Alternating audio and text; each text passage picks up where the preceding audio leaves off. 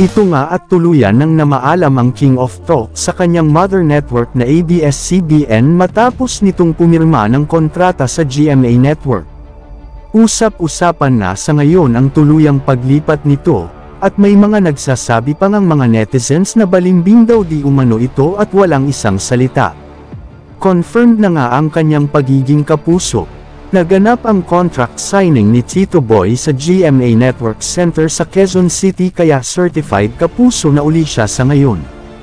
Sa pagbabalik ng veteran TV host sa GMA7, todo ang pasasalamat niya sa mga bossing ng network sa pagmamahal at tiwala bilang presenter, social host and interviewers. Sa isang panayam, inamin ni Tito Boy na sinabi nitong napakahirap ng kanyang sitwasyon, "That's not an easy decision.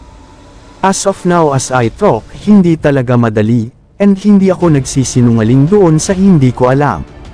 Marami naman ang nalungkot na kapamilya matapos nitong tuluyang na maalam sa kanyang mother network.